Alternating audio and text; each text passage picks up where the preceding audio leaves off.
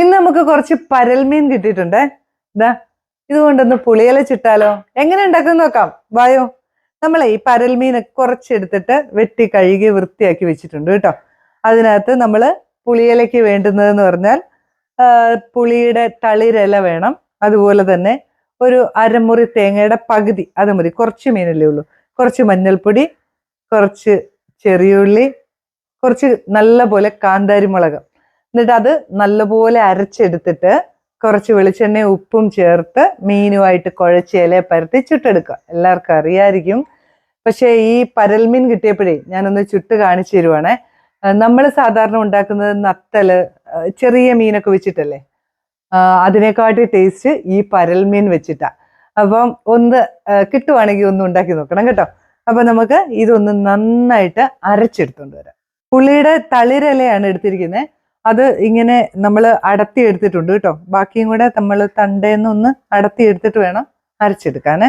ഇതാ നമ്മുടെ അരപ്പൊക്കെ ഇവിടെ റെഡി ആയിട്ടുണ്ടേ. ഇനി അതിലേക്ക് കുറച്ച് ഉപ്പിട്ട് കൊടുക്കണം.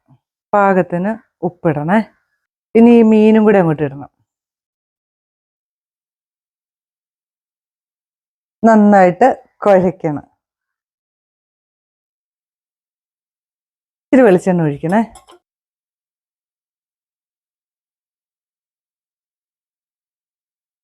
ഇനി ഇത് നമുക്ക് ഇലയിലോട്ട് വെക്കാം.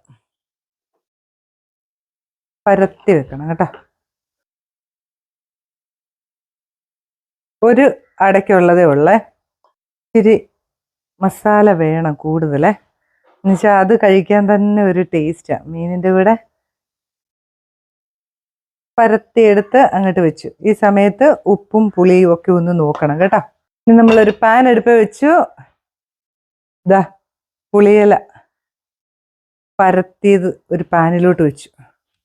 എന്നിട്ട് അങ്ങ് മൂടി വെച്ചേക്കാം കേട്ടോ.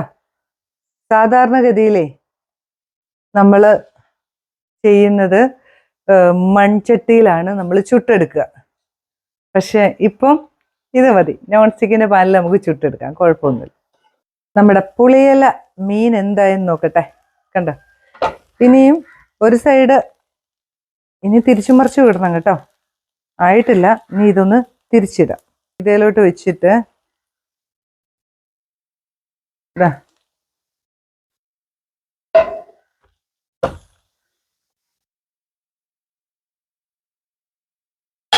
ഇനി ഇതേപടി അങ്ങോട്ട് അടുപ്പയിലോട്ട് വെക്കുക.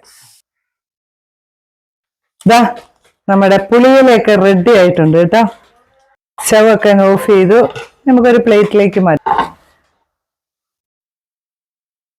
നമ്മുടെ പുളിയിലൊക്കെ ചുട്ടത് റെഡി ആയിട്ടുണ്ട്. ശരിക്കും പറഞ്ഞാൽ ചോറുണ്ണാൻ ഇത് മാത്രം മതി. ഇവിടുത്തെ ചേട്ടന് ഭയങ്കര ഇഷ്ടമാണ്. അപ്പൊ ഞങ്ങളിങ്ങനെ ഇടയ്ക്കിടയ്ക്ക് ഉണ്ടാക്കുകയും ചെയ്യും കേട്ടോ. അപ്പൊ നിങ്ങൾക്ക് ഇതുപോലെ ചെറിയ മീനുകളൊക്കെ കിട്ടുവാണെങ്കിൽ ഉണ്ടാക്കി നോക്കണം. അടിപൊളി ടേസ്റ്റാണ്. ഇത് കഴിച്ചിട്ടുള്ളവർക്കാണെങ്കിൽ ഇത് അറിയാം. അങ്ങനെയുള്ളവരൊക്കെ ഒന്ന് കമന്റ് ചെയ്യണം കേട്ടോ. അപ്പൊ പുതിയൊരു വീഡിയോ ആയിട്ട് വരുന്നതായിരിക്കും. ബൈ.